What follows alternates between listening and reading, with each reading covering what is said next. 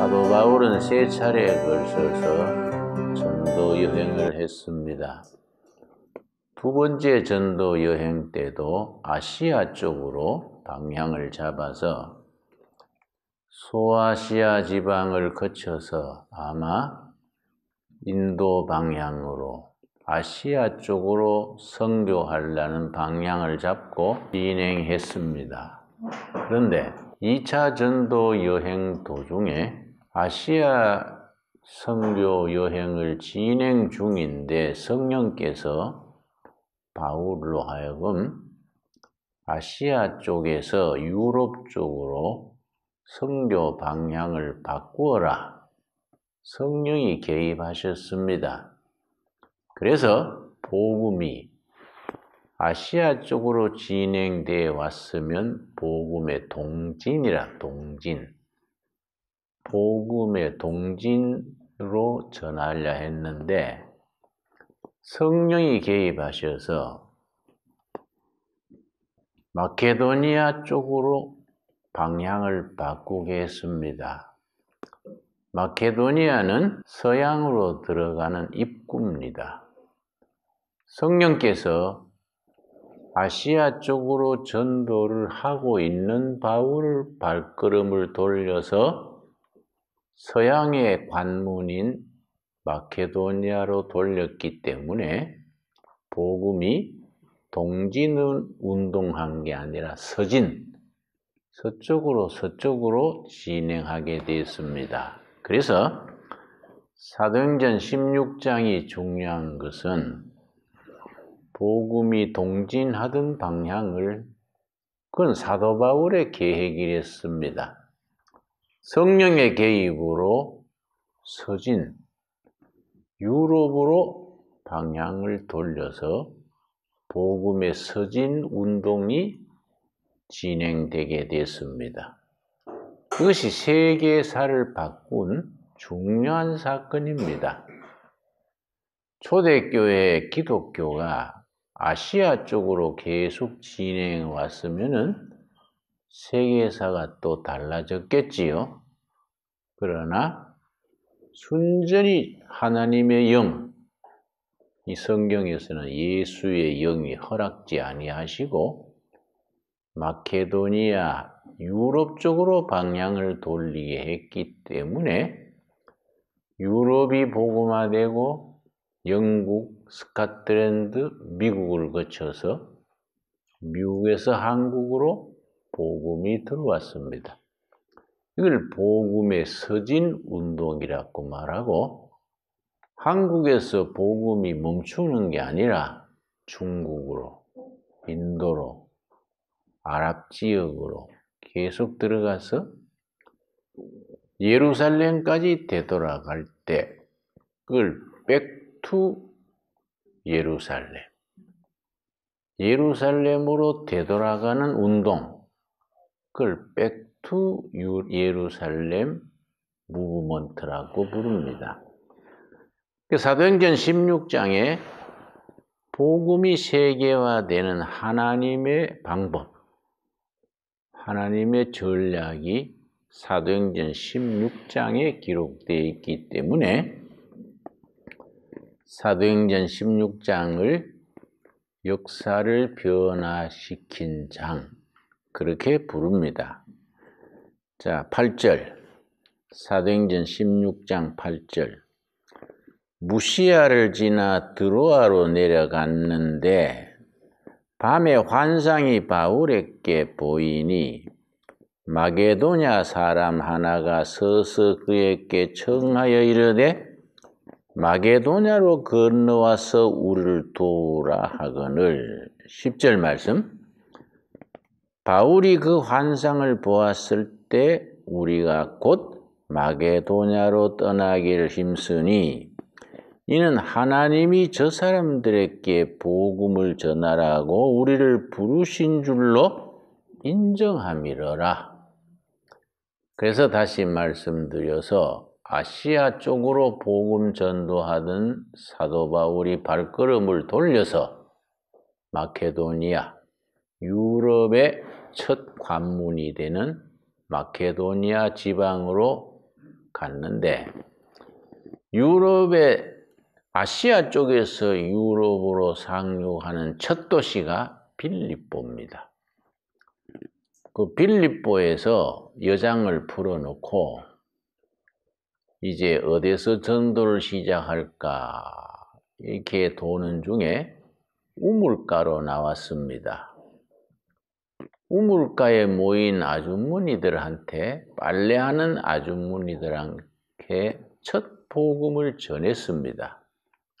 그때 그 복음을 들은 여자들 중에 자주장사, 옷감장사하는 이름이 누구지요? 루디아를 만났습니다. 그 자리에서 그 옷감장사 하던 루디아가 예수님을 영접하고 유럽의 첫 교인이지요. 유럽의 첫 세례 교인입니다. 복음이 그 루디아에게 역사하신 후에 루디아가 바울을 자기 집에 초청을 해서 바울 선생님, 이왕 머무를 곳이 없으면 우리 집에 머무시면서 전도를 하십시오. 루디아가 참 공로자입니다. 유럽의 첫 세례 교인이고 첫 번째 교회, 빌립보 교회를 시작하게 한 장본인입니다. 지금 교회도 여성들의 활동이 참 중요하지요. 유럽 교회 첫 교인이 여인이고 그 여인의 주선으로 빌립보 교회가 시작이 되고 나중에 사도 바울이 로마 감옥에 갇혀서 오늘 죽을지 내일 죽을지 모를 그때에 빌립보 교회가 늘 헌금을 해서 사도 바울의 옥바라지를 다 했습니다. 거기에 대한 감사 편지로 바울이 감옥에서 빌립보 교회 교인들에게 쓴 편지가 빌립보서입니다. 그 빌립보서가 참 은혜로운 복음이지요. 그걸 옥중서신이라 그럽니다. 신약 성경 27권 중에 13권이 바울이 쓴 글인데 감옥에서 쓴 바울의 편지를 옥중서신, 데살로니가서, 디모데서,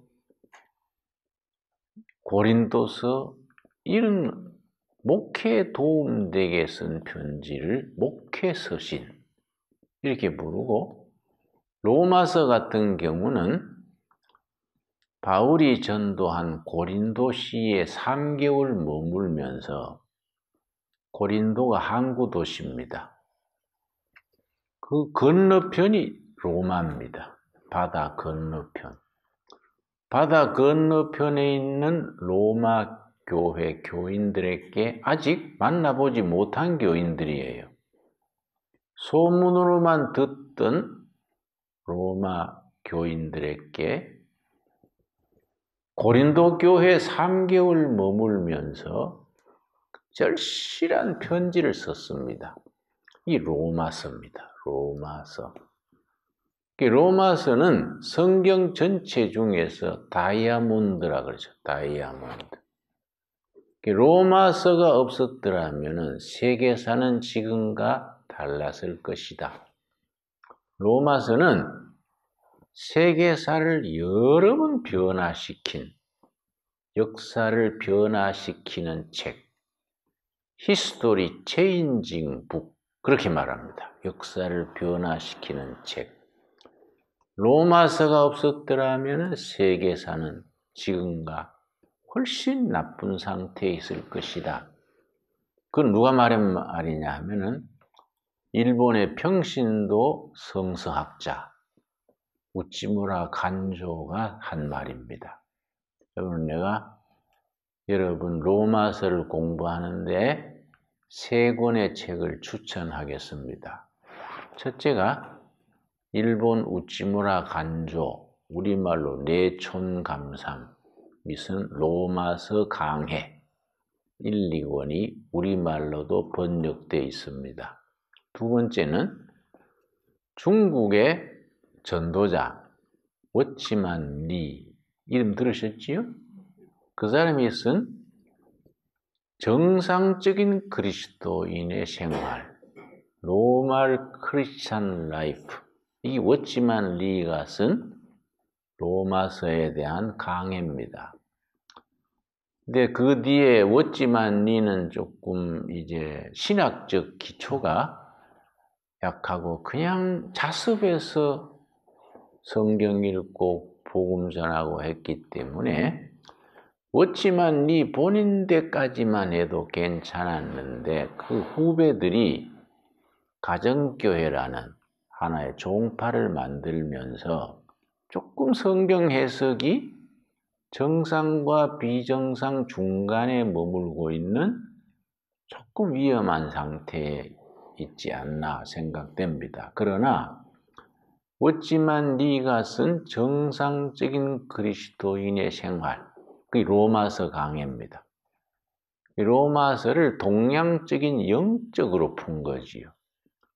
근데 독일이나 미국, 영국에서 나온 성경 강해는 서양 문화가 개인주의적이고 분석적이고 때문에 성경 해석이 상당히 분석적입니다. 성경을 자꾸 분석을 하다 보면은 영감의 본질이 혼상되는 거지요. 특별히 독일 신학이 대표적인 경우인데 독일 신학이 성경에 대한 역사 비판, 히스토리컬 크리티시즘, 문서 비판, 리터럴 크리티시즘, 자꾸 성경을 비판하고 분석하다가 신학은 발달했는데 교회가 죽어버린 겁니다. 그래서 비유하자면은 의사가 환자 수술을 기막히게 잘했는데 환자가 숨을 안 쉬는 거예요. 이 독일 신학이 그렇습니다. 그래서 독일 가서 신학 박사 받아온 사람들을 저는 신뢰하지 않습니다. 한 10년 전에 독일 투빙겐 대학 신학부에 가서 신학 교수들과 대학원 석사, 박사 과정의 사람들 상대로 2시간 동안 특강을 했습니다. 그때 내가 그런 얘기를 했지요. 신학을 가슴으로 해야지 왜 머리로 해가지고 성경을 자꾸 애널라이즈, 분석하고 개인적인 해석하라고, 인디비주얼이. 성경은 기본적으로 공동체적이다. 민족 공동체, 계약 공동체, 성령 공동체. 성경은 본질적으로 공동체적이다. 왜냐? 하나님 자신이 공동체로 존재하시지 않느냐? 그 말 이해하시지요? 성부 하나님, 성자 하나님, 성령 하나님. 우리 하나님은 한 분 하나님이신데 성부, 성자, 성령. 공동체로 존재합니다. 이걸 하나님의 공동체적 존재 방식, 그렇게 말합니다. 신학 용어로. 하나님이 한 분이신데 하나님이 존재하시는 양태가 공동체로서 존재하시는 거지요. 그게 삼위일체 교리입니다. 신학은, 교회는 절대적으로 공동체적이어야 되는 거지요. 하여튼 우리는 성경을 해석할 때에 공동체적 관점에서 해석을 해야 되는데 서구 신학은 개인주의적이에요. 그리고 분석적이에요. 그리고 너무 이론적입니다. 근데 영적인 세계에는 영적 인사이트가 중요하지 않습니까? 영적 통찰력은 직관에 의존한 게 많거든요. 성령이 우리에게 임해서 필히 고쳐야 되는 거예요. 안 그렇습니까? 성경이 종합적이에요, 종합적. 그리고 성경이 공동체적인 해석을 해야 하는데 그렇지 못한 경우가 있어서 그 로마서 같은 경우에 대표적으로 말씀드리는 겁니다. 로마서를 이해할 때 잘된 주석 세 권을 내가 추천하면서 첫째, 일본의 평신도 성경학자 우찌무라 간조의 로마서 강해 제일 잘 돼 있습니다. 두 번째는 조금 신학적 기반이 약하지만은 중국의 평신도 전도자 오찌만 리의 정상적인 그리스도인의 생활. 세 번째는 이제 영국의 성경학자 바크레이가 쓴 로마서 강해가 성경 본문에 충실하고 평이하고 평신도들이 흡수하기에 건전한 신학적 바탕에 있다. 저는 그렇게 판단을 해서 추천을 합니다. 한국 목사님이 쓴 로마서 강해로는 이동원 목사가 쓴 로마서 강해가 아주 요점 정리가 잘 돼 있습니다. 그분의 로마서 강해 4권 정도를 참고해서 로마서를 읽으면서 그렇게 공부하면 좋고, 사도행전을 우리가 공부하고 있는데 사도행전에는 온누리교회 하용조 목사님이 쓴 사도행전에 대한 강해가 영적 관점에서 잘 쓰여져 있습니다. 철학과 공부하고 하면서 그걸 이제 지난번에 새벽기도 때인가 말씀드렸습니다마는 엘릭슨이라는 심리학자가 있습니다. 엘릭슨. 그분이 아이덴티티 크라이시스라는 용어를 자기 책에 썼습니다. 어머니, 아버지는 목사고 권사고 장로님인데 그 자녀들이 고등학교 졸업할 때까지는 교회 잘 다니는 겁니다. 그러나 그때까지 신앙은 아버지, 어머님의 신앙이지 자기 신앙은 아닌 거예요. 어려서부터 교회를 그냥 부모 따라 다니는 거예요. 근데 대학교에 들어가면은 빠른 학생들은 고등학교 때, 보편적으로 대학교 때 그 신앙에 대한 갈등이 일어나는 겁니다. 이걸 정체성의 위기, 아이덴티티 크라이시스라 그래요. 정체성. 왜냐? 지금까지 교회 잘 다닌 것은 아버지, 어머니의 신앙이지 자기 신앙이 아닌 거예요. 자기 영혼 속에 확신으로 박힌 신앙 고백이 아니다. 그래서 자기 신앙으로 바뀌는데 갈등이 일어나는 거지요. 영적 위기가 일어나는 겁니다. 그래서 안 피우던 담배도 피워보고 친구들하고 술도 마셔보고 교회도 빠져보고 갈등이 일어나요. 그때 청년부 지도 목사가 아주 영적으로 균형이 있고 체험도 있는 좋은 교사나 전도사가 고등학생, 대학생을 담당해야 하는데 우리 교회들이 무슨 오류를 범하느냐 하면 청년부나 고등부 전도사를 신학교 학생이나 목사 중에 신발이 자기 신앙도 제대로 감당하지 못하는 초보를 대학부 맡기는 거예요. 그러니까 제대로 지도를 못하는 거지요. 청년부, 대학부는 가장 영적으로 체험 있고 신학적으로, 인간적으로 확실하고 거기다가 영적 상담, 카운셀링 능력이 있는 사람을 제대로 배치해야 돼요. 우리가 그렇게 못하고 신학교 재학생이나 신학교 갓 졸업한 초보를 대학부, 고등부 맡기니까 학생들하고 같이 흘러가는 거예요.